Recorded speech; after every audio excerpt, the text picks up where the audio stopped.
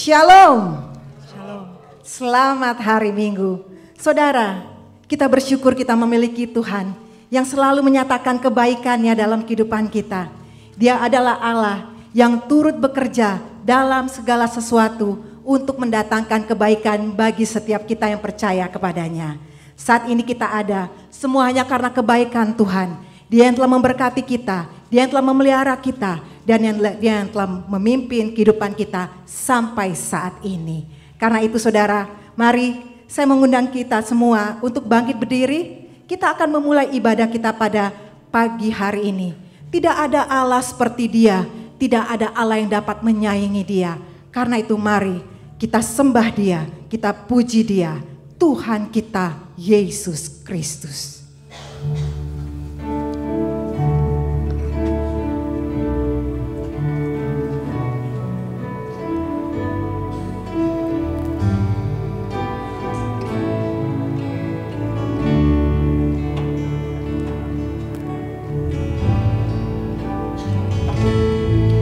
I worship you, Almighty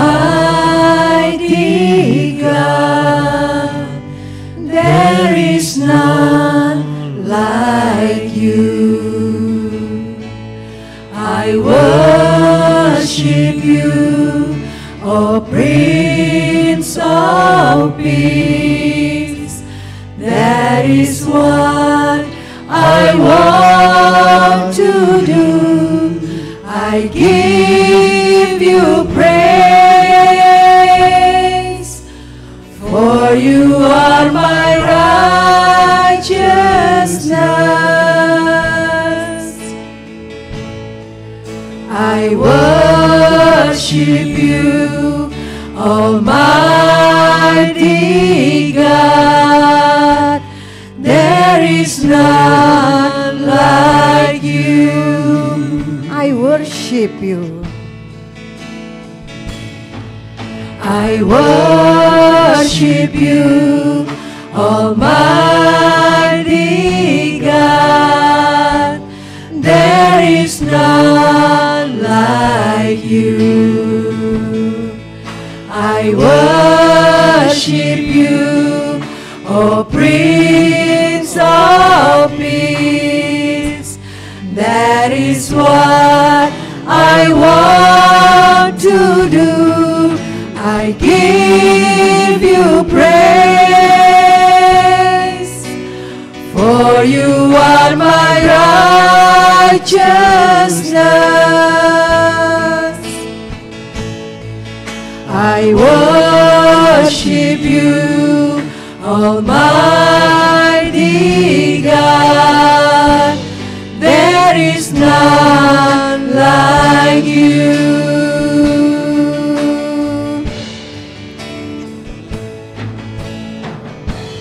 There is none like you. No one else can touch my heart like you do. I can search for all eternity long and find there is none like you. There is none like you. There is none like you. No one else can touch my heart like you do. I can search for all eternity long and find there is none like you. I worship you. I worship you, Almighty God. There is none like you. I worship you, O Prince of Peace. That is what I want to do. I give you praise, for you are my righteousness. righteousness. I worship you, Almighty God. There is none like you. There is none like you. There is none like you.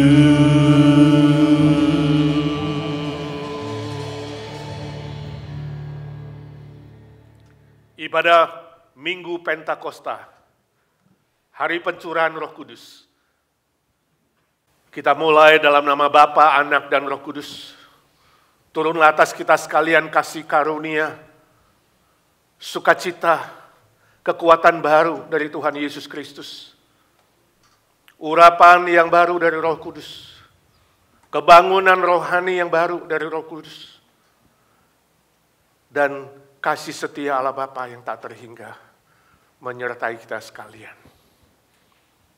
Today, our Pentecost Day service, we start in the name of the Father and of the Son and of the Holy Spirit. Let the power, the comfort, the leading, the revival of the Holy Spirit and the joy of salvation of our Lord Jesus Christ and the everlasting love of the Father be with you all. Amin. Ayat pembimbing diambil dari Yohanes pasal 14 ayat 26 dan 27. Demikian firman Tuhan. Tetapi penghibur yaitu Roh Kudus yang akan diutus oleh Bapa dalam namaku, dialah yang akan mengajarkan segala sesuatu kepadamu dan akan mengingatkan kamu akan semua yang telah kukatakan kepadamu. Damai sejahtera ku tinggalkan bagimu, damai sejahtera ku berikan kepadamu, dan apa yang kuberikan tidak seperti yang diberikan oleh dunia kepadamu. Janganlah gelisah dan gentar hatimu. Demikian kata Tuhan Yesus. Amin. Silakan duduk, kita berdoa syafaat di hadapan Tuhan. Bapa di sorga, kami mengucap syukur dan terima kasih. Dari hati kami yang paling dalam, kami tidak habis-habisnya memuji menyembah-Mu.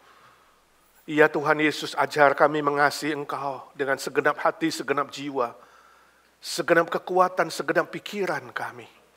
Kami bersyukur ya Tuhan, Kau bukan saja menyelamatkan kami, tapi Engkau mengutus Roh Kudus tinggal di dalam kami selama-lamanya. Ya Roh Kudus, kami bersyukur Engkau diam di dalam kami, tidak pernah meninggalkan kami walaupun kadangkala kami jatuh dan bangun. Kami belum dewasa, kami kadang masih terikat dengan kedagingan kami dan lebih tertarik kepada hal duniawi. Ya Bapa, ampuni kami. Oh Roh Kudus, kami mohon sekali lagi berilah kami kebangunan yang baru. Kami bersyukur ya Tuhan untuk hari perayaan ini. Kami mohon sekali lagi Roh Kudus mencurahkan pengurapan yang baru dan kebangunan rohani yang baru. Saat ini kami berdoa syafaat untuk saudara-saudara kami. Kami mengingat mereka yang lemah tubuh dan yang sakit, Tuhan kasihani. Secara khusus berdoa untuk Pak Harili yang minggu depan akan menjalani operasi rektal untuk mengambil semua polipnya. Kami berdoa dengan sehati di dalam nama Tuhan Yesus Kristus. Kuasa-Mu, kuasa darah-Mu ya Tuhan, dan bilur-bilur-Mu menyembuhkan dia. Curahkan mujizat-Mu bagi dia. Kami doakan Ibu Nina Panginda persiapan juga untuk operasi bladernya Tuhan. Kuatkan dia secara fisik, mental, rohani. Siapkan semua proses ini Tuhan, dengan mata iman kami melihat Kau sudah menyembuhkan dia sebab Engkau tidak terikat oleh waktu dan oleh ruang ya Tuhan. Kami berdoa untuk Lilia juga dalam proses kesembuhannya. Tuhan jamah dia, pulihkan dari semua sakit penyakitnya ya Tuhan. Juga semua saudara-saudara lain yang lemah tubuh, Tuhan tumpangkanlah tangan-Mu. Kawan-kawan lain yang bergumul dalam berbagai masalah yang lain, keluarga, relasi, pekerjaan, bisnis, teman, hidup, status, dan berbagai hal ya Tuhan Engkau tahu Iblis tidak habis-habisnya ingin menyerang anak-anak-mu, tapi kami percaya Tuhan, kuasa kemenangan-mu yang telah kau janjikan kepada anak-anak-mu. Kau garanti ya Tuhan, garansi memberikan kemenangan demi kemenangan. Bangunkan gereja-mu ya Tuhan, di seluruh muka bumi ini, supaya sungguh terjadi kebangunan rohani di akhir zaman ini. Mulai dari gereja kami ya Tuhan, semua aktivis, majelis, pengurus jemaat sungguh-sungguh bisa kompak, berapi-api, berkobar-kobar untuk kerajaan-Mu dan kebenaran-Mu, sebab Engkau berjanji ya Tuhan. Barang siapa yang mencari kerajaan Allah dan kebenarannya, maka segala sesuatunya ditambahkan kepada orang itu. Tuhan, curahkan janji-Mu. Curahkanlah kuasa-Mu Tuhan, mujizat terjadi di tempat ini ya Tuhan, di rumah-Mu ini. Curahkanlah kuasa-Mu Tuhan, mujizat terjadi sekarang ini. Curahkanlah ya Tuhan. Ya Tuhan, dengarkan doa anak-anak-Mu, baik yang hadir di rumah-Mu maupun yang mengikuti online, yang diam-diam berdoa kepada Tuhan. Curahkan mujizat-Mu ya Tuhan. Kau tidak berubah dulu, sekarang dan selama-lamanya. Hanya membalikkan tangan saja Tuhan. Hanya berfirman saja, mujizat-Mu akan terjadi ya Tuhan. Mujizat-Mu, mujizat terjadi sekarang ini. Dalam nama Tuhan Yesus Kristus kami berdoa dan memohon berkat mujizat Tuhan. Amin. Yang percaya berkata amin. Amin. Saudara, selamat hari Pentakosta. Selamat hari Pentakosta. Selamat hari Pentakosta. Saudara, hari ini kita merayakan hari Pentakosta, peristiwa turunnya Roh Kudus. Di mana peristiwa turunnya Roh Kudus ini adalah janji yang diberikan Yesus kepada para pengikutnya sebelum dia naik ke surga. Roh Kudus diberikan untuk memberikan kita kekuatan, penghiburan, pengertian, dan hikmat bagi orang percaya. Sehingga kita dapat menjalankan misi Kristus di dunia ini. Karena itu saudara, mari kita merayakan hari Pentakosta dengan menaikkan pujian anggur baru. Saya undang setiap kita untuk bangkit berdiri. Kita naikkan pujian ini sama-sama.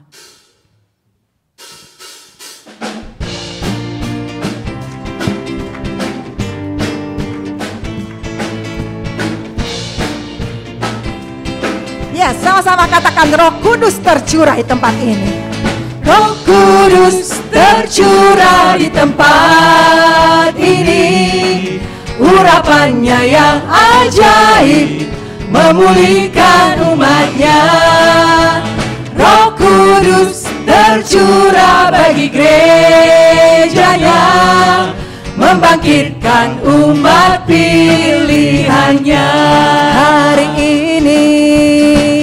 Hari inilah harinya Tuhan, saat pembebasan tiba. Belenggu dosa tak dipatahkan, mari bersorak bagi Dia. Hey! Anggur baru tercurah, penuhi umatnya dengan sukacita. Minyak baru tercurah, urapi umatnya, nyata kuasanya. Amin saudara, Roh Kudus telah tercurah bagi kita. Karena itu mari kita puji Dia, kita sembah Dia, Tuhan kita yang hidup. Roh Kudus tercurah di tempat ini. Urapannya yang ajaib memulihkan umatnya. Roh Kudus tercurah bagi gerejanya, membangkitkan umat pilihannya. Hari inilah harinya Tuhan, saat pembebasan tiba. Belenggu dosa telah dipatahkan, mari bersorak bagi Dia. Hey, hey, hey, hey. Anggur baru tercurah, penuhi umatnya dengan sukacita. Minyak baru tercurah, urapi umatnya, nyata kuasanya. Anggur baru tercurah, penuhi umatnya dengan sukacita. Minyak baru tercurah, urapi umatnya, nyata kuasanya. Sekali lagi katakan anggur baru. Anggur baru tercurah, penuhi umatnya dengan sukacita. Minyak baru tercurah, urapi umatnya, nyata kuasanya. Nyata kuasanya. Nyata kuasanya. Sekali lagi katakan nyata kuasanya. Nyata kuasanya.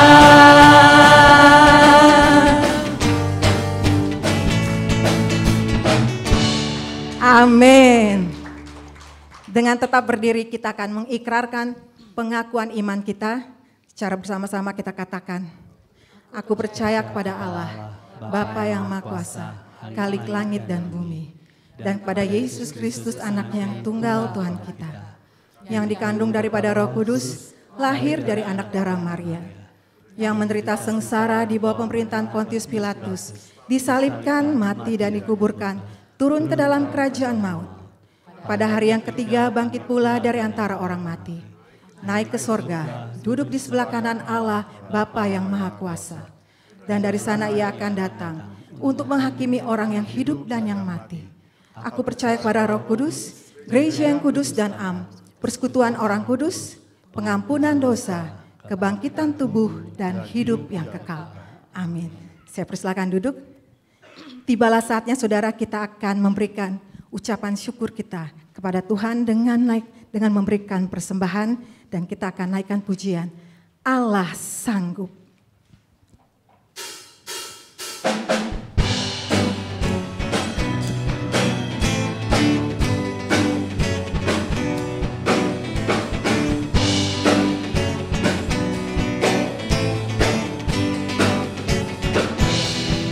Apa yang tak pernah dilihat mata, yang tak pernah didengar telinga, yang tak pernah timbul di dalam hati, semua disediakannya bagi yang mengasihi Dia. Apa yang tak pernah? Apa yang tak pernah dilihat mata, yang tak pernah didengar telinga, yang tak pernah timbul di dalam hati, semua disediakannya bagi yang mengasihi Dia. Ya Allah yang sanggup saudara. Allah sanggup melakukan segala perkara, dulu, sekarang dan selamanya. Kuasanya tidak berubah. Allah sanggup melakukan segala perkara, dulu, sekarang, dan selamanya. Kuasanya tak berubah. Allah sanggup. Saya undang setiap kita bangkit diri. Apa yang tak pernah dilihat mata, yang tak pernah didengar telinga, yang tak pernah timbul di dalam hati, semua disediakannya bagi yang mengasihi Dia. Allah sanggup. Allah sanggup melakukan segala perkara, dulu, sekarang, dan selamanya. Kuasanya tidak berubah. Allah sanggup Terima kasih, melakukan segala perkara, dulu, sekarang, dan selamanya. Kuasanya tak berubah. Dulu, sekarang, dan selamanya. Dulu, sekarang. Dulu, sekarang, dan selamanya. Dulu, sekarang. Dulu, sekarang, dan selamanya. Kuasanya tak berubah.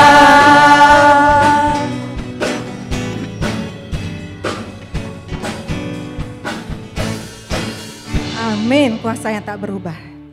Kita berdoa. Terima kasih Tuhan, kami memiliki Tuhan yang tidak berubah kuasa-Mu. Terima kasih untuk penyertaan pertolongan dan berkat-berkat-Mu yang cukup bagi kami. Saat ini kami diberikan kesempatan untuk memberi. Ini adalah ucapan syukur kami dari hati kami. Karena apa yang telah Tuhan buat baik adanya bagi kami. Dan biarlah Tuhan memberkati pemberian ini. Melalui pemberian ini nama Tuhan dipermuliakan dan diagungkan. Terima kasih Bapa. Kami kembalikan segala puji, hormat, dan syukur kepadamu. Dalam Yesus kami berdoa. Amin. Silakan duduk saudara, kita akan siapkan hati kita mendengar firman Tuhan. Saudara, Yohanes 16 ayat 14. Yesus berkata bahwa Dia akan mengirimkan Roh Kudus untuk menjadi penolong bagi orang percaya. Dan Roh penolong ini akan tetap menyertai kita selama-lamanya. Saudara dan saya tidak akan pernah sendiri karena Roh Kudus tetap tinggal diam di hati kita. Mari saudara, siapkan hati kita untuk mendengar firman Tuhan dan kita menaikkan pujian Allah Roh Kudus. Allah Roh Kudus, penuhi kami. Ku rindu Kau selalu dalam hidupku.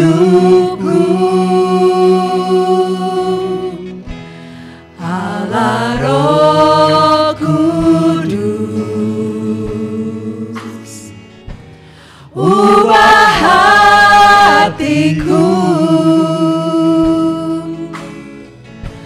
jadikanku jamalah, ku rindu hadirat-Mu, ku sembah kudus, kudus,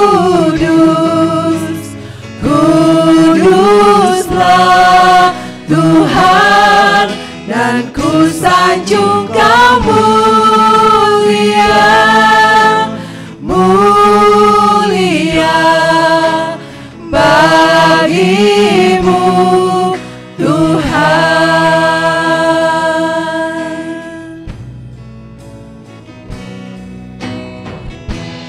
Holy Spirit God, come and fill the place, for I long to know You more in the deep away. Holy Spirit God, come and change my heart. Open my eyes, open my ears. I want to know you more. And I cry, holy, holy, holy is the Lord. And I exalt you, glory, glory, glory to And I cry, holy, saya undang setiap kita berdiri. And I cry, holy, holy, holy is the Lord. And I exalt you, glory, glory, glory to the Lord. Sembah kudus, kudus, kuduslah Tuhan, dan ku sanjung Kau mulia, mulia bagimu Tuhan, bagimu Tuhan.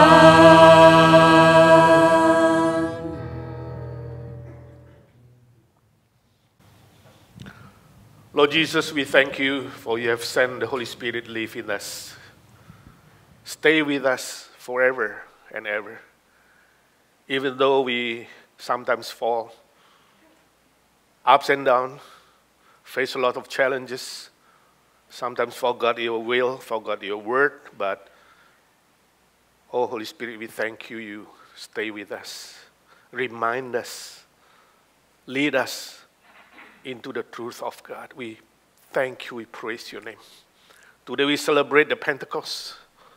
Once again we ask for the new revival, new anointment, new illumination from you, O Holy Spirit, so we may understand clearly your word,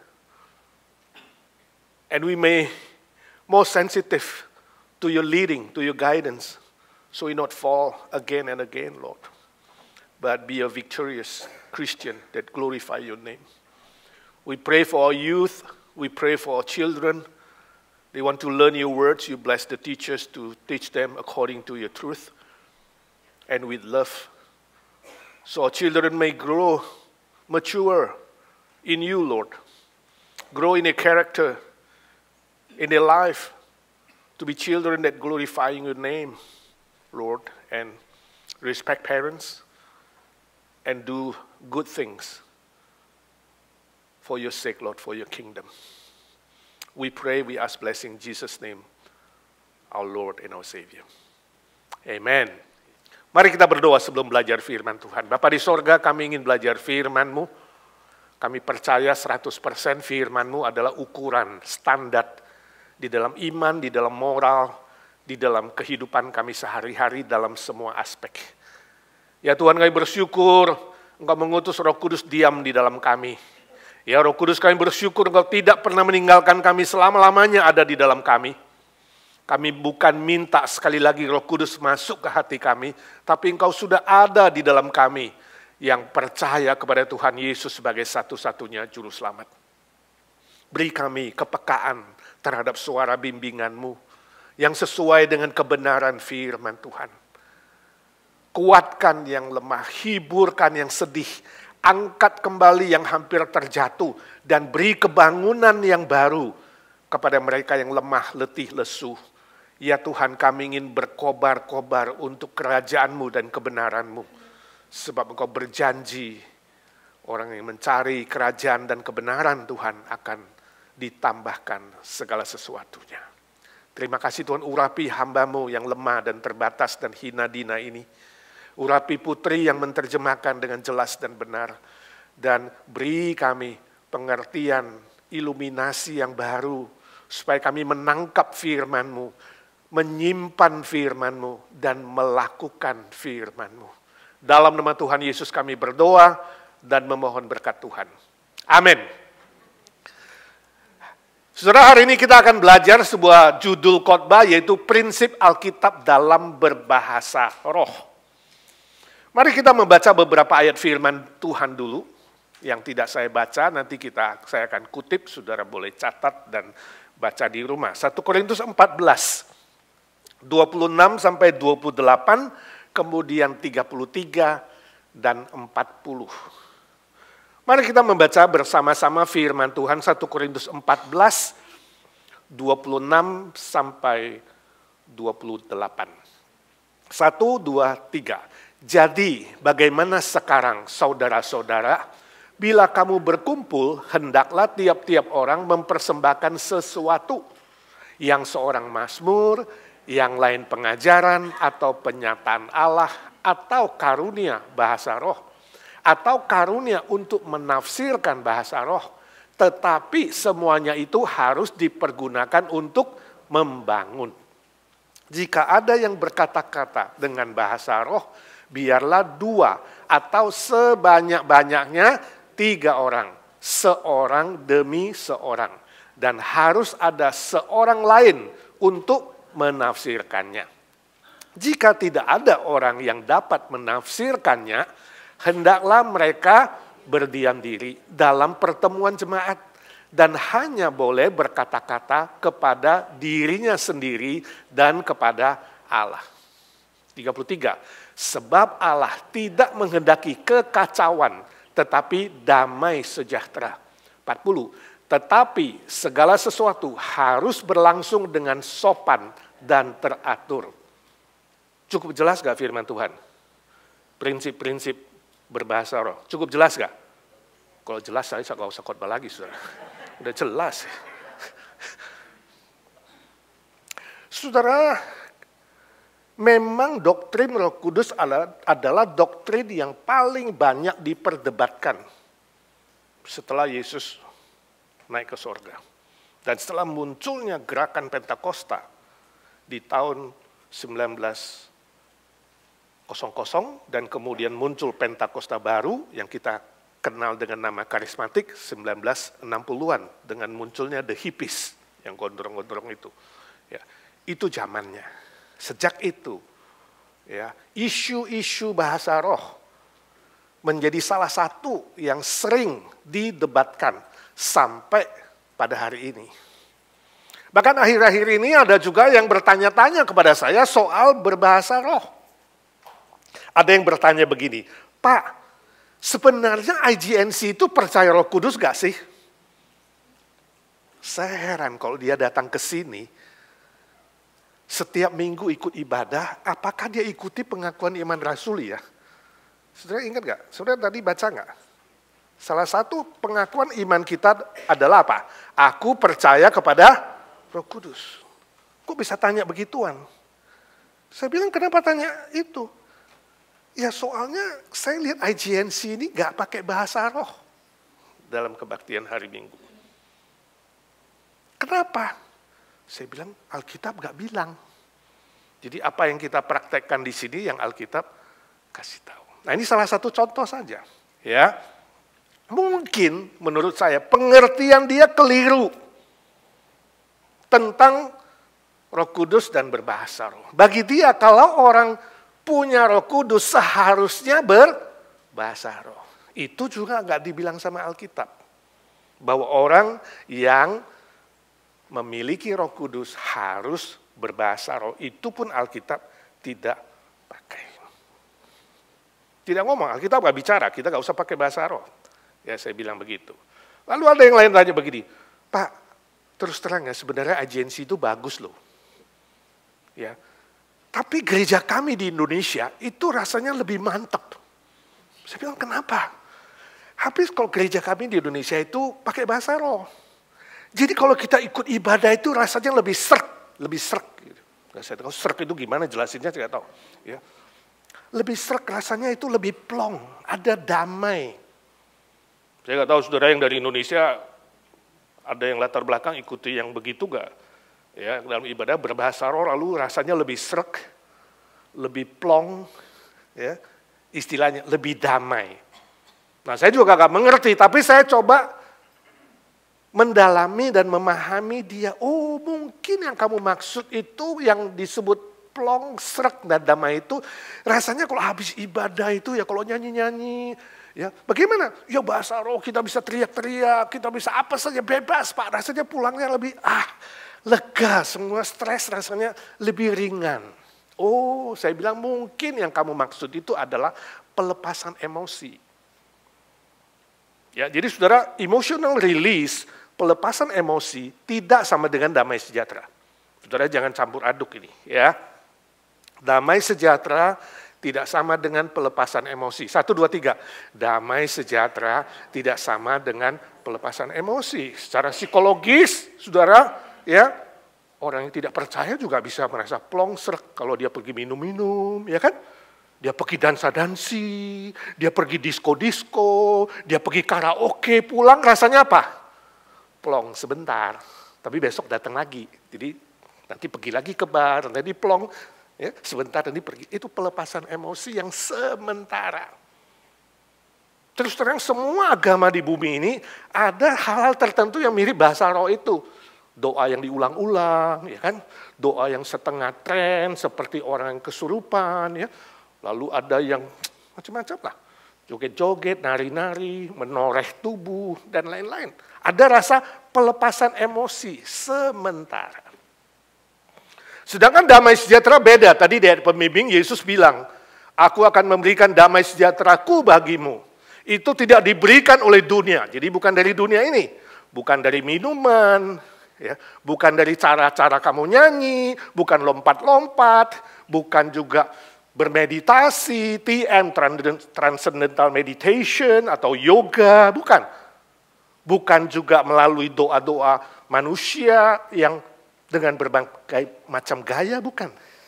Jadi Yesus bilang, damai sejahtera yang kuberikan kepadamu tidak diberikan oleh dunia. Tidak ada caranya di dunia ini, tapi diberikan oleh Tuhan Yesus di dalam hati kita. Internal. Damai sejahtera itu di dalam hati kita, jiwa kita, pikiran kita. Walaupun, nah ini penting. Walaupun masih ada banyak persoalan, banyak tantangan, banyak kesulitan, banyak penderitaan, damai itu gak pergi. Jadi bukan sementara, selama-lamanya. Damai dari Tuhan Yesus selama-lamanya. 1, 2, 3. Damai dari Tuhan Yesus selama-lamanya. Internal, di dalam. Inside out. Kamu bisa menghadapi apapun karena di dalam ada kekuatan. Bukan outside in, bukan sesuatu yang dirangsang dari luar. Itu pelepasan emosi. So emotional release, pelepasan emosi, tidak sama dengan damai sejahtera. Nah saudara, pengertian-pengertian begini terjadi. Ketika orang mulai ditawarkan dengan ibadah yang memakai bahasa roh, trance, lompat-lompat, nari-nari, dan sebagainya. Nah sebenarnya bahasa roh itu apa? Apa definisinya? Istilah bahasa roh juga disebut dengan bahasa lidah, diterjemahkan dengan bahasa lidah. Bahasa aslinya adalah glossolalia. Glossolalia, kalau saudara pernah dengar istilah glossolalia, itu terdiri dari 2 kata, glossa dan laleo. Glossa itu adalah lidah, laleo itu berbicara, laleo bahasa Yunani. Ya, glossa, laleo berbicara, lidah atau bahasa lidah. Ini istilah yang dipakai. Jadi kalau hari ini saudara mendengar bahasa roh, bahasa lidah, glossolalia itu sama. Ya dipakai secara interchangeable, bisa dipakai bolak-balik. Nah definisinya apa? Tadi sudah jelas di sana waktu kita baca firman Tuhan bahwa bahasa roh adalah karunia. Ya, salah satu karunia. Karunia berarti apa?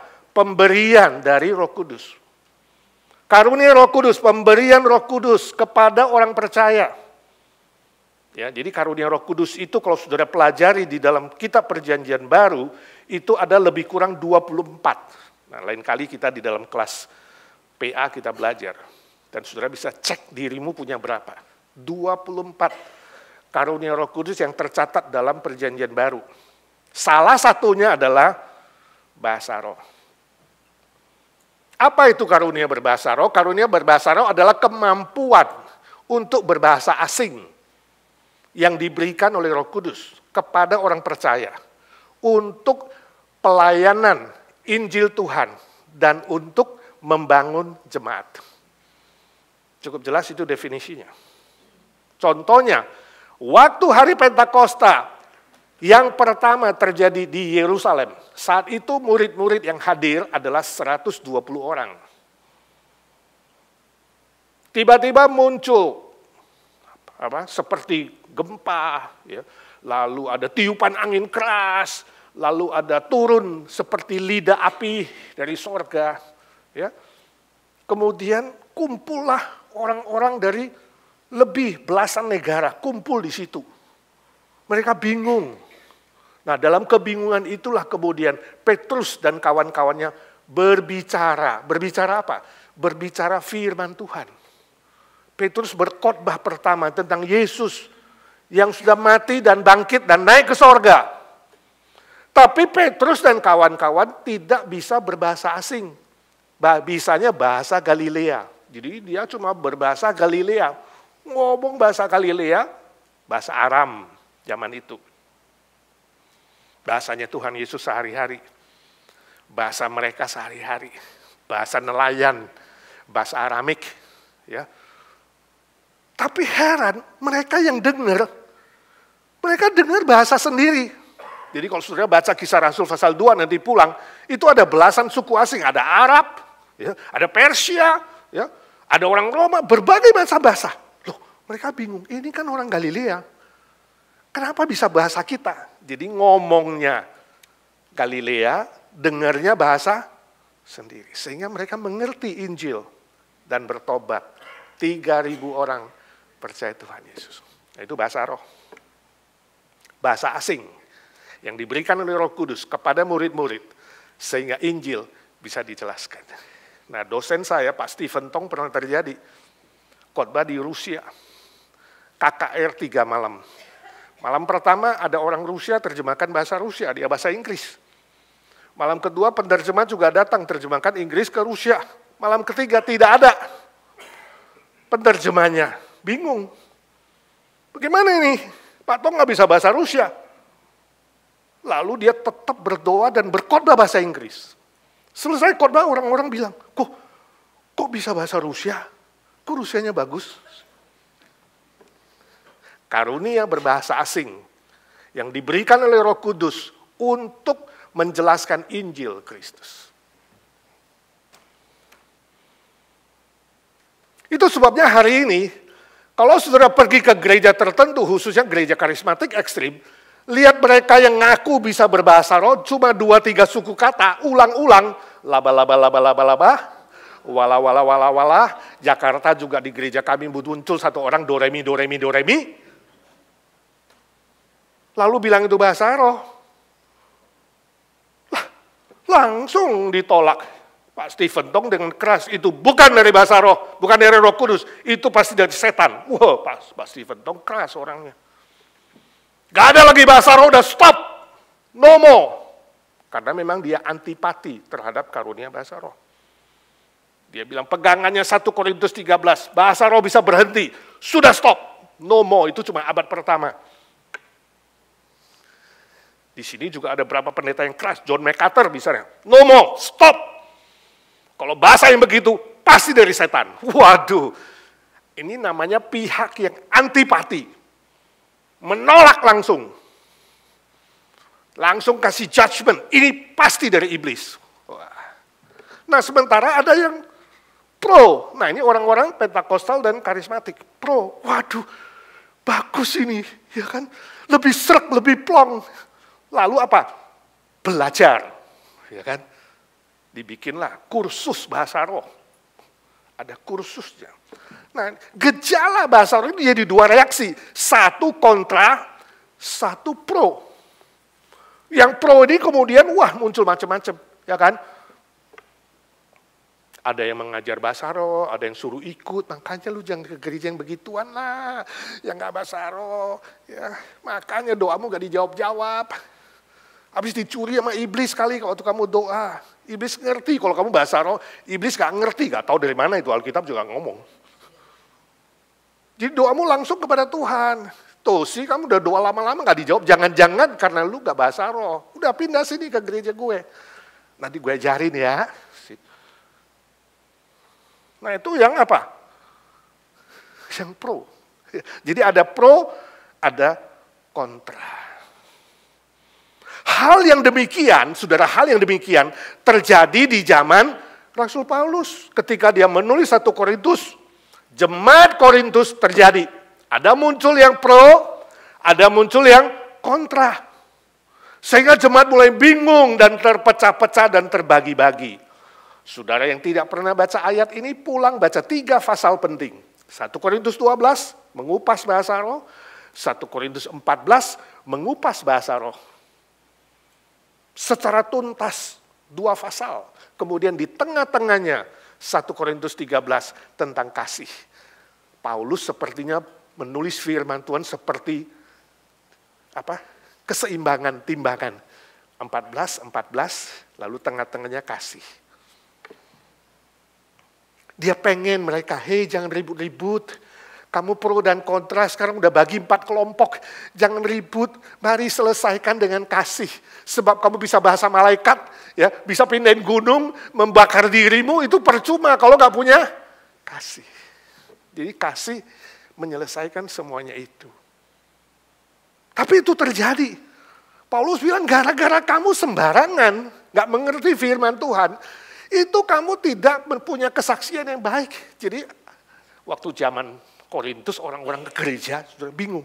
Lah, ini ke gereja kok ngomongnya aneh gitu ya. Gak jelas. Lalu langsung gereja Korintus disebut apa? Ini gereja orang gila.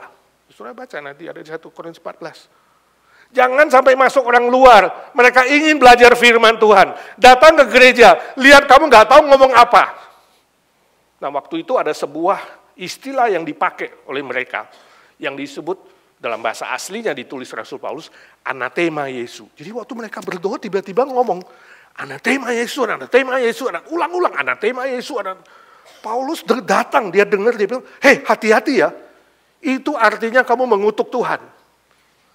Jadi roh lain bisa memakai lidah saudara, yang tidak mau tunduk sama firman, bisa mengutuk Tuhan. Hati-hati sekali. Itu terjadi di Korintus.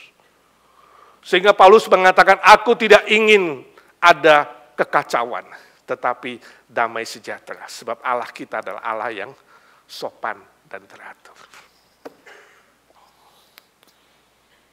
Lalu dia selesaikan itu dengan apa? Cinta kasih.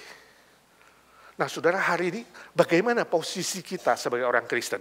Kita kontra atau pro? Kontra atau pro, bahasa roh yang tidak dimengerti itu, seperti Korintus. Jadi ada bahasa roh yang bahasa asing yang di bumi, ada bahasa roh yang seperti Korintus yang perlu ditafsirkan. Nah, saya tanya, siapa yang pro, angkat tangan? Gak ada. Siapa yang kontra? 1. Nah, siapa yang bingung? Nah, posisi kita sebagai orang Kristen hari ini dan sebagai jemaat IGNC, apa posisi kita? Saudara, ini, kita tidak pro, tidak kontra. Tapi kita ingin mengujinya sesuai firman Tuhan. Jangan cepat-cepat menghakimi orang lain, katakan itu pasti setan. Jangan, saudara. Ya, nanti kawan jadi lawan. Nanti tersinggung, sebab hati yang terluka susah diobatinya. Jangan melukai orang lain. 1, 2, 3. Jangan melukai orang lain. Jadi jangan sembarang tuduh. Itu pasti setan. Kalau laba-laba itu pasti cari duit. Jangan saudara. Ya, jangan judge orang. Tapi juga jangan sembarangan setuju, wah itu pasti dari Roh Kudus. Jangan juga. Jadi saudara hati-hati, berdoa dan berjaga-jaga. Kita cek dengan Alkitab. Sebab segala sesuatu yang di bumi ini harus diuji dengan Alkitab. Kita yakin Alkitab adalah standar, adalah ukuran yang penting dan utama di dalam iman kita, di dalam praktek ibadah kita, di dalam moral, di dalam etika, di dalam kehidupan sehari-hari, dalam semua aspek. Amin. Jadi kuncinya adalah back to the Bible. Apa? Back to the Bible. Lalu apa kata Alkitab soal praktek bahasa roh ini? Nah, kita mau lihat hari ini, kita mau belajar. Apa ini kata Alkitab? Yang pertama, catat baik-baik. Tujuannya untuk membangun jemaat. Ayat 26, sangat jelas. Saudara datang beribadah, ada yang bermazmur, ada yang berdoa, ada yang bernyanyi, ada yang menyampaikan firman Tuhan atau penyataan Allah, ada yang berbahasa roh. Ingat, kalaupun mau berbahasa roh, dipergunakan untuk, kalimat terakhir, harus dipergunakan untuk membangun. Ini the first thing, prinsipnya. Harus untuk membangun. Kalau saudara mempraktekkan karunia yang ada padamu, tidak membangun, tetapi menimbulkan keresahan, menimbulkan kekacauan, menimbulkan kebingungan, itu bukan dari Roh Kudus. Sebab Roh Kudus selalu membangun. Amin. Ini pegangan kita. Ya. Jangan seperti jemaat Korintus. Kalau saudara baca baik-baik dan dipulang, pasal 14 itu diulang-ulang. Dalam satu pasal itu diulang langsung, secara langsung 5 kali, secara tidak langsung 2 kali. Langsung maksudnya eksplisit, tidak langsung implisit. Ya, eksplisit berarti sudah jelas, nggak usah ditafsir, sudah ketahuan. Cukup jelas, 7 kali, 7 sempurna, diulang. Untuk membangun, untuk membangun, untuk membangun itu 7 kali, sangat-sangat penting, sebab diulang-ulang oleh Rasul Paulus. Di pasal 12 dikatakan juga, bukan 14, adalah untuk kepentingan bersama. Jadi gak ada karunia Roh Kudus untuk kepentingan diri sendiri, selalu untuk kepentingan jemaat, kepentingan bersama. Jadi jelas, karunia Roh Kudus diberikan untuk membangun jemaat Tuhan. Jangan percaya tawaran yang katakan, udahlah pindah saja, nanti sini tak ajarin kamu, ikutin aja, susah, lepaskan lidahmu, lepas. Saya ingat tuh, saya baru praktek 2 bulan tuh, ya di gereja Mangga Besar, lulus, praktek setahun, lulus, dikirim ke Mangga Besar. Suatu hari habis doa pagi, persekutuan doa pagi, datang, ya mereka undang seorang pembicara, saya nggak tahu dari mana itu ya, karismatik ekstrim. Pak Pendeta senior gak di tempat, saya asisten dan bantu-bantu. Habis persekutuan doa itu ditawarin, siapa yang mau belajar bahasa roh, kumpul di satu ruangan. Padahal ini kok itang GKJMB waktu itu ya. Ditawarin, disuruh berlutut, lalu doa, begitu doa, saya gak berdoa, saya udah tahu ini agak aneh. Dia bilang, ikutin, suruh diikutin, jadi diajarin. Nah, beberapa elder juga ikut, saudara. Ikutin. Tapi mereka nggak bisa. Memang pada dasarnya nggak punya. Ikutin, nggak keluar. Lalu pengkhotbahnya bilang, lepaskan lidahmu, lepaskan. Saya lihat nggak pada lepas. Nggak bisa, emang nggak ada. Dilepas juga nggak lepas, saudara nggak bisa. Sampai capek dia, udah lebih setengah jam. Gak ada pun satu yang bisa. Udah lelah dia pulang. Ya, karunia tidak perlu diajarkan. Sebab itu adalah karunia, pemberian. Kalau Roh Kudus gak kasih, ya gak apa-apa. Ya gak usah maksa, gak usah les, gak usah kursus. Ya, jadi saudara jangan tertarik sama tawaran-tawaran begitu. Jangan rasa minder, aduh gue gak bisa ini, semua kawan-kawan pada bisa. Itu social pressure namanya. Semua udah pada bisa, aku gak bisa. Lalu saudara mulai pusing, stres, lalu diiming-imingin makanya, dibohongin makanya, doamu gak dijawab. Lalu saudara mulai goyah. Dan gak baca firman baik-baik. Ya, lalu ikut-ikutan. Ditambah lagi logika mereka hebat. Logikanya kan begini. Ya, Kalau kamu punya kucing di rumah, kamu kalau mau ngomong sama kucing, komunikasi, itu bahasa kucing, namanya bahasa meow-meow. Kalau kamu punya anjing, mau ngomong sama anjing, bahasanya bahasa guguk, ya kan? Ngomong sama bayi, kamu bahasa bayi, bahasa anak kecil. Anak kecil gak bilang mobil, bilangnya obil. Nah sekarang kamu mau ngomong sama Tuhan, mau ngomong sama Roh Kudus, pakai bahasa apa coba? Ngomong sama Roh Kudus pakai bahasa roh, baru ngerti. Nah kamu bahasa Indonesia aja pelo-pelo, ya mana ngerti, Roh Kudus gak ngerti lah. Lu harus bahasa roh, itu logikanya. Make sense gak saudara? Hah? Oh iya benar juga ya, pantesan. Iya pantesan, doamu ditangkap sama iblis. Gak nyampe, makanya lu bahasa roh. Sini gua ajarin, ayo pindah gereja. Logikanya benar gak saudara? Halo? Logikanya benar gak? Benar apa sesat? Roh Kudus hanya bisa dengar bahasa? Roh Kudus hanya bisa dengar bahasa roh. Gak bisa dengar bahasa lain. Bisa gak? Katakan, kawan sorry ya Tuhanku, Roh Kudusku bisa dengar semua bahasa, ngerti. Mau Jerman kek, mau Jawa kek, mau Pelo kek. Gua gak ngomong aja dia udah tahu. Ini Tuhanku.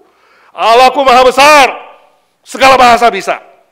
Gak usah harus bahasa roh saja, gak ada limited, dia unlimited. Saudara, logikanya harus jelas. Saudara kalau mengerti Tuhan yang terbatas, kasihan banget. Ya, jadi jangan tergoda. Justru doa itu harus jujur, harus tulus, harus rendah hati, penuh ucapan syukur, dan beriman, itu kuncinya. Ya, saya tanya, Yesus di bumi berbahasa roh gak? Waktu murid-murid bilang, Tuhan, ajarinlah kami berdoa. Lalu Yesus bilang apa? Ikutin saya, sabalah. Enggak kan? Dia cuma bilang, Bapa kami yang di sorga, ya kan? Dikuduskan. Jelas gak doanya? Jelas, ngerti. Membangun murid-murid, bukan menyesatkan. Jadi kalau mau belajar doa yang jelas. Kalau minta doa yang jelas. Doain gua dong, gua sakit. Lalu temanmu, oh iya, sini saya doain. Dia tumbang tangan. Langsung bilang, hus, ngawur aja. Teman saya satu digituin, kepalanya diucek-ucek. Si Malakama. Untung dia belajar kungfu, dia langsung, no way, dia bilang. Iya kalau doa gak ngerti, saudara jangan amin. Enak aja, amin. Itu dablek namanya.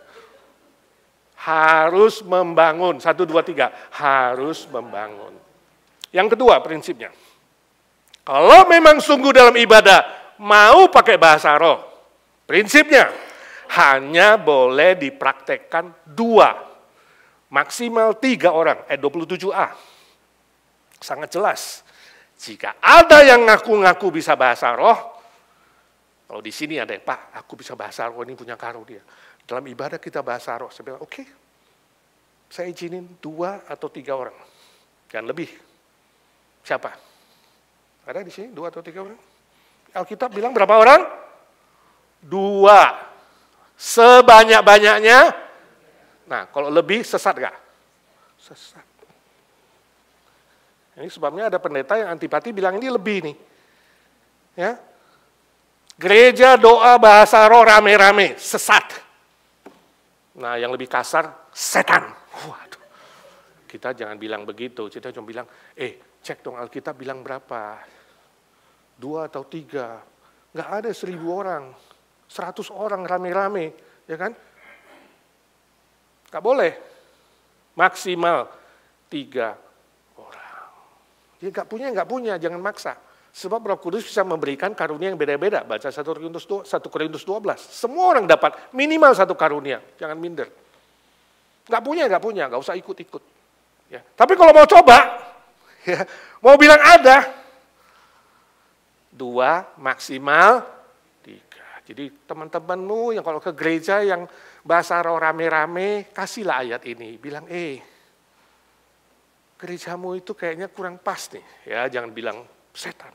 Kayaknya kurang pas nih sama Alkitab nih. Alkitab bilang 2 sampai 3. Kok di situ 100 orang sih? Saya waktu studi banding di gereja di Korea Selatan, itu Gereja-gereja kami kunjungi semua, Presbyterian, karismatik, segala macam. Kita survei, studi banding gereja. Salah satu gereja yang kami kunjungi yang karismatik ekstrem, yang bahasa roh rame-rame, ribuan orang saudara, mungkin 5.000, 10.000 kali. Nah itu pemimpinnya di depan tuh, pakai bel. Ya, nyanyi, kalau di sini yang Indonesia lain, nyanyi pakai musiknya aneh-aneh, kalau sana enggak. Nyanyi biasa aja, lalu maju eldernya bilang, sekarang kita akan doa bahasa roh. Lalu dia pakai bel. Ting, 3 kode aja saudara, ting, wah semuanya, nggak ngerti dah. Kita cuma liatin aja. Ya, saya nggak tahu berapa menit, mungkin 2 atau 3 menit dia, ting, stop. Jadi bahasa roh dikontrol sama elder. Ada nggak di Alkitab? Nggak ada. Jadi prinsip Alkitab sangat jelas, 2 maksimal 3. Dan kalaupun ada 3, dikatakan apa di situ? Seorang demi seorang. Ada nggak rame-rame? Nggak ada rame-rame. 1 demi 1, ada 3 orang nih. Ayo 1 maju, 1. Jadi sopan, teratur. Nggak ada tuh, ting 10.000 orang. Kayak tawon, nggak ada.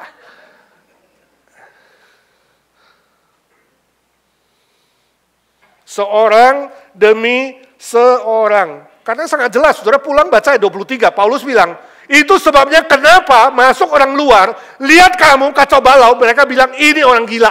Jadi orang Kristen di Korintus dicap gila, gak waras. Bahasa Jawanya gendeng.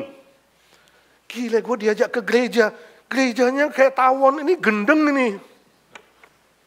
Jadi boleh sih guyon sama temanmu, lu jangan ke gereja yang rame-rame gitulah. Takutnya dibilang kayak 23 itu loh, gendeng loh.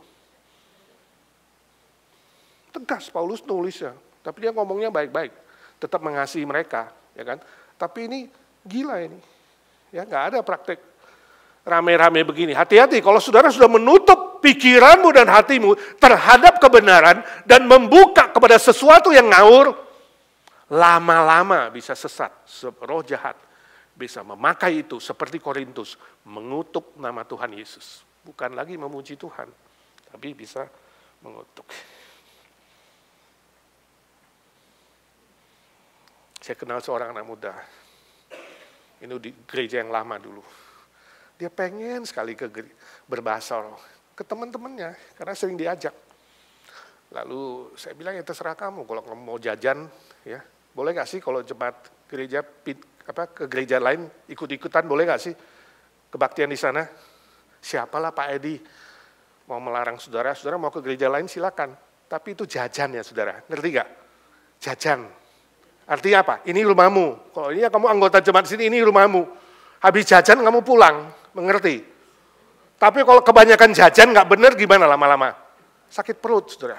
Ya, hati-hati saudara ya, jangan sampai sakit perut. Silakan mau jajan tapi balik, ini rumah, ini makanan sehat. Kalau sudah sering-sering jajan nggak bener, ya udah bisa sakit. Nah ini bukan gereja sini, yang gereja lama. Saya bilang silakan, yuk pergi aja, join di sana dengan temannya. Wah, mulai dikasih ayat-ayat, mulai menutup pikiran. Ayat-ayat yang berbahasa roh, buku-buku yang berbahasa roh, ngomong sama kawan-kawan yang berbahasa roh, kenalan sama pendeta juga yang katanya berbahasa roh. Wah, tapi dia belum bisa. Jadi dia tiap ke gereja rasanya malu. Temannya terus tanya, udah dapat belum? Tiap minggu tanya, udah dapat belum? Aduh, udah dapat. Lalu dia tanya salah satu, kalau dapat bahasa roh itu gimana sih rasanya? Pokoknya di sini ada nyes gitu aja.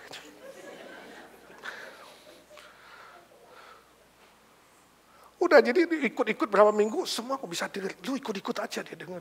Akhirnya dia ikut-ikut. Bisa. Dia seneng, bisa. Lalu minggu depan ditanya temannya, gimana udah dapat? Udah, gimana rasanya? Nyes katanya. Tapi kira-kira sebulan kemudian dia balik, dia bilang sama saya, kok saya balik? Kenapa balik? Habis kayaknya sih bohong diri sendiri ya katanya. Lama-lama gue pikir gak bener gue ikut-ikutan bilang nyes-nyesan ya. Tapi sebenarnya gue sedang bohong diri, kayaknya gak bener katanya.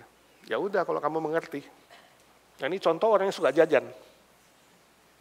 Akhirnya dia sadar sendiri, Tuhan kasih dia pengertian, dia bilang, lebih baik saya ibadah yang aku mengerti kebenarannya. Daripada aku bohong diri sendiri, seolah-olah gue udah punya nih model kayak begini, ya kan? Ini model latah namanya. Sudah ibu-ibu latah kan kadang-kadang suka ngomongnya enggak ini aneh-aneh kan ngomongnya kan. Coba. Ulang-ulang. Wah, bahasa roh bukan latah. Beda itu pun bahasa roh, saudara. Hati-hati, jangan menutup diri terhadap kebenaran, bisa masuk roh-roh yang lain. Yang ketiga, prinsipnya sangat jelas. Harus ada seorang lain yang menerjemahkan. Ayat 27b sampai 28. Nah, kalau ada yang ngaku-ngaku punya 2 atau 3 orang, kita akan izinkan, tapi kita tanya, siapa yang menerjemahkan? Nah, ini harus ada yang menerjemahkan. Kenapa? Sebab nanti gak ada yang ngerti. Kalau gak ada yang ngerti, ini jadi kacau. Harus ada yang menerjemahkannya. Sekali lagi sangat eksplisit, sangat jelas, gak perlu pakai tafsiran macam-macam. Jelas harus ada yang menerjemahkan atau mengartikannya. Ayat 28 coba. Jika tidak ada yang dapat menafsirkannya, hendaklah mereka berdiam diri dalam pertemuan. Jadi prinsipnya sangat-sangat jelas. Tujuannya sekali lagi bukan untuk pamer diri, bukan rasa gue lebih hebat, gue punya lebih dari lu gak punya, bukan. Tapi untuk membangun. Kalau gak punya, ya sudah.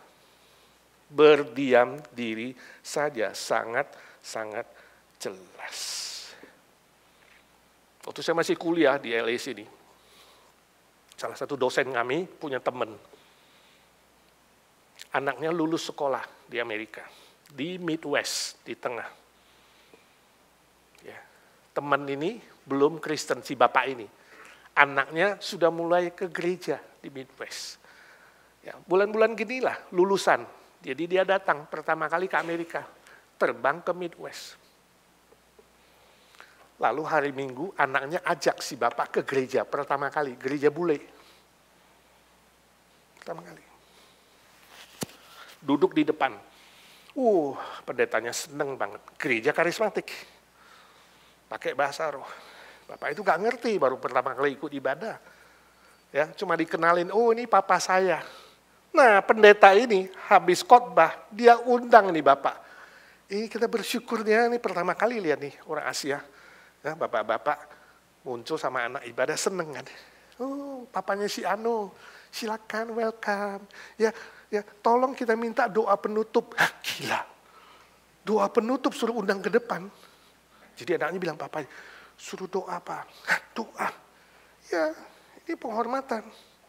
Papanya bingung mau doa apa. Tapi karena tadi mungkin sudah dengar, doanya juga bahasa roh, gak ngerti kali ya. Dia pikir, bahasa Chinese boleh gak? Lalu dia tanya anaknya, bahasa Chinese? Boleh Pak, boleh silakan. Jadi bapaknya maju, berdoa bahasa Chinese, saudara, bahasa Mandarin. Ini bule semua. Nah dia bukan orang Kristen, mau doa-doa apa, gak ngerti. Lalu dia cuma ngomong bahasa Chinese. Ngomongnya 1 sampai 100. 1, 2, 3, 4, 5, 6, 7, 8, 9, 10. Dia ngomong dulu dihitung bahasa Chinese 1 sampai 100. Amin. Nah di tengah-tengah doa itu orang-orang mulai amin. Amin. Amin. Puji Tuhan, praise the Lord. Wah, gak ngerti bule. Dalam hati mungkin bapaknya pikir ini goblok juga bule ya. Gue coba hitung matematika. Wah selesai khotbah pendeta salamin, thank you. Ya, doanya bagus dia. Wah mereka langsung kesaksian nih, wah ini baru pertama kali kita dengar bahasa roh panjang banget. Panjang banget ini bahasa roh, biasa cuma pendek 2-3 suku kata. Ini panjang banget sampai gak ngerti. Ini bahasa roh asli, dipuji Tuhan, bahasa roh dari mana. Waktu pulang salaman di depan Bapak Pendeta. Wah, semua thank you dia, thank you, praise good, wah good. Terakhir datang seorang bule. Dia ngomong Chinese. Xie ni. Ni de zhongwen hen hao. Bahasa Chinese itu bagus, dia kaget. Orang bule kok ngomong Chinese. Rupanya itu misionari yang pernah ke China. Ketahuan dia bohong.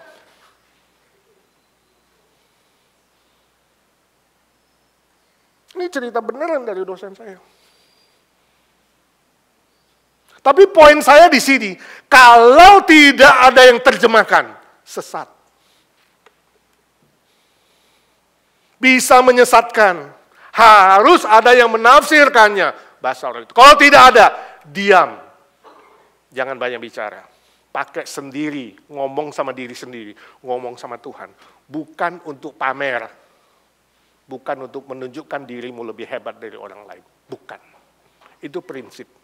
Harus dipegang baik-baik. Yang terakhir, mendatangkan damai sejahtera. Ayat 33 dan 40.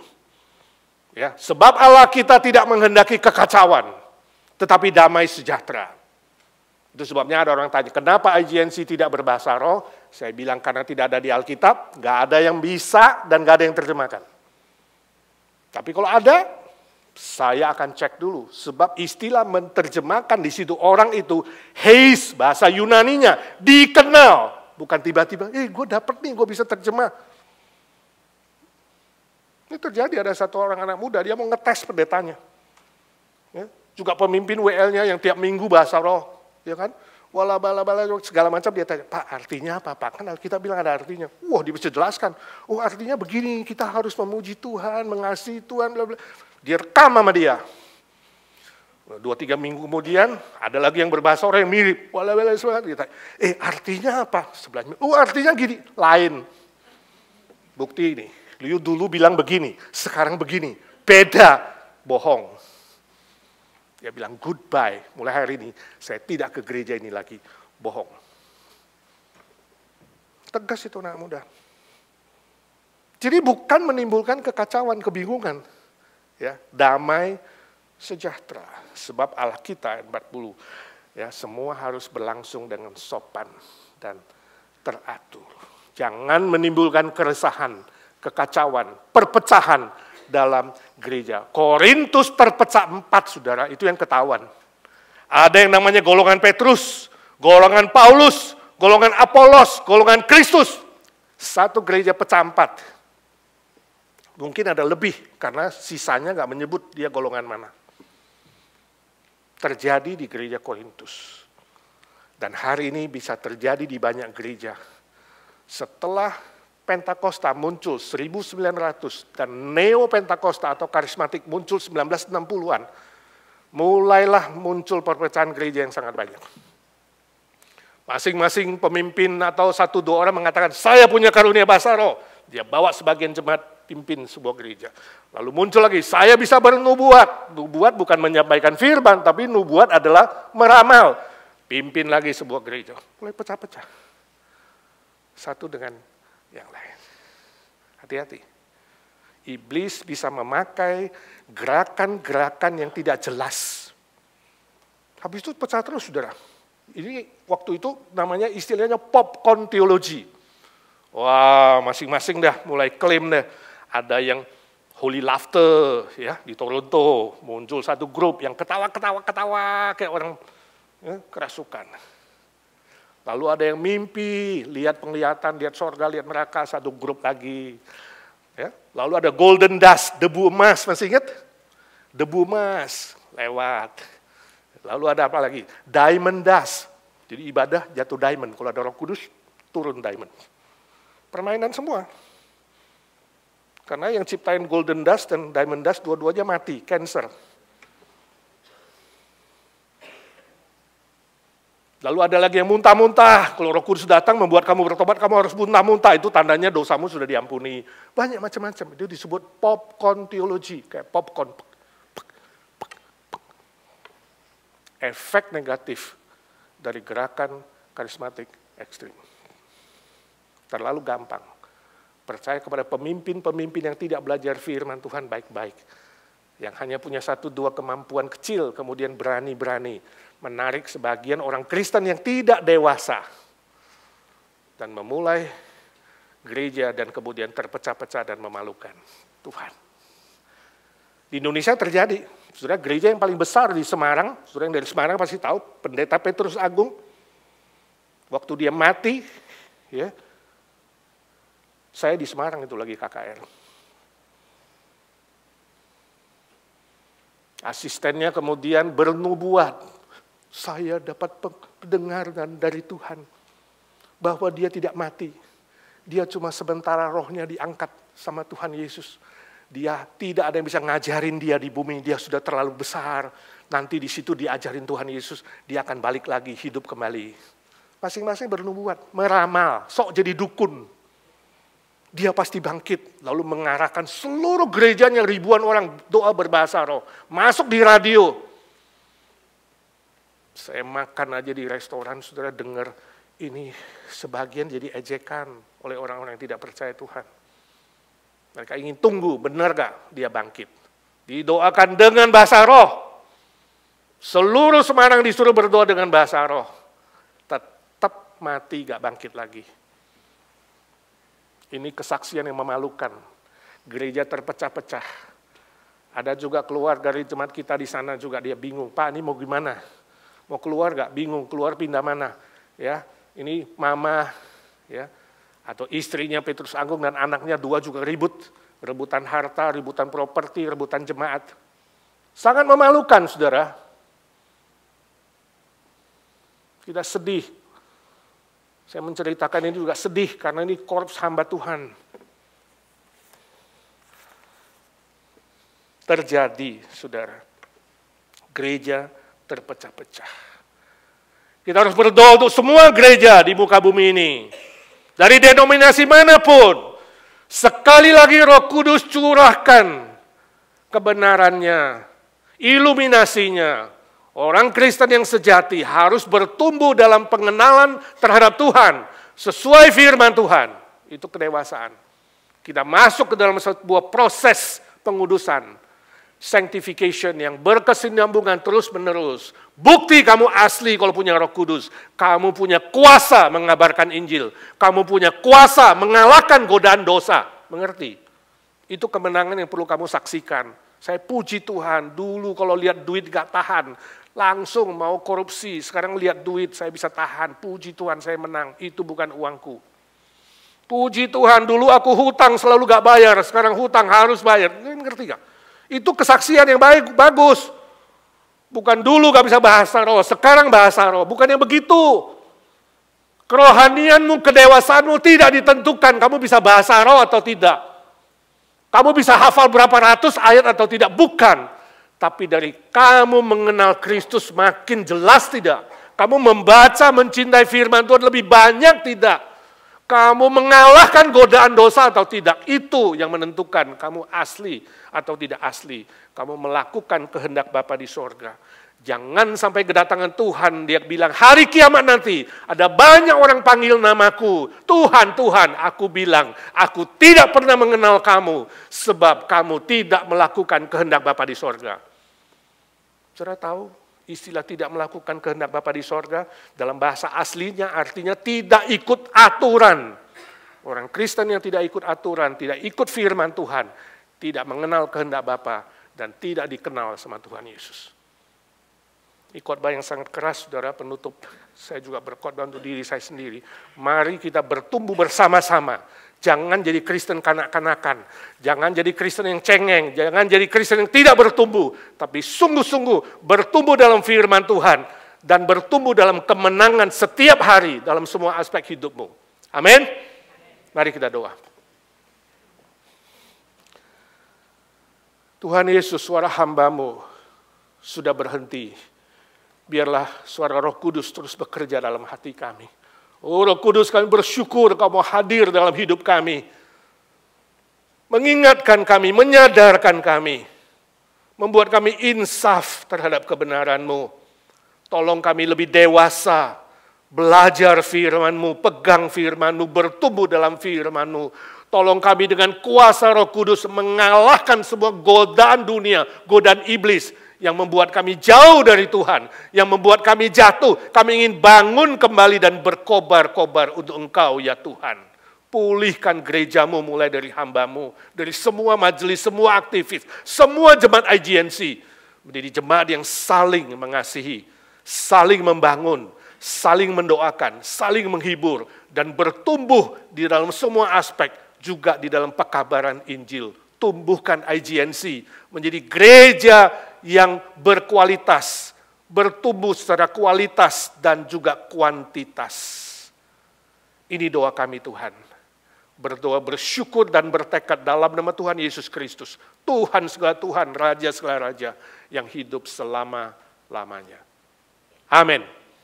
Tuhan memberkati saudara.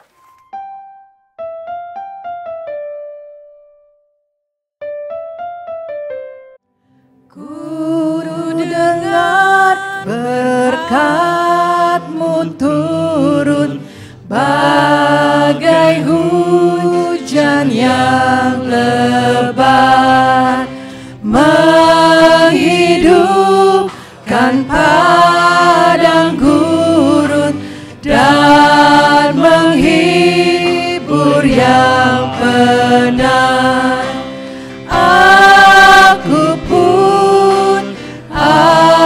Aku pun ya berkati aku pun.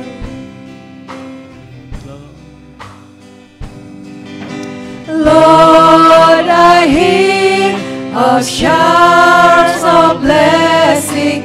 Thou art scattering full and free. Showers the thirsty land refreshing. Let some drops now fall on me. Even me. Let some drops now fall on me. Saudaraku yang kekasih, arahkanlah hatimu dan pikiranmu kepada Tuhan dan terimalah berkat-Nya. Tuhan memberkati engkau dan melindungi engkau. Tuhan menyinari engkau dengan wajah-Nya dan memberi engkau kasih karunia. Tuhan menghadapkan wajah-Nya kepadamu dan memberi engkau damai sejahtera, sukacita, pengurapan Roh Kudus, penghiburan dan berkat-berkat lainnya. Sehingga kau menjadi saksinya di muka bumi ini. Sampai kau bertemu dengan Tuhan muka dengan muka dan sampai selama-lamanya. Amin. Amin.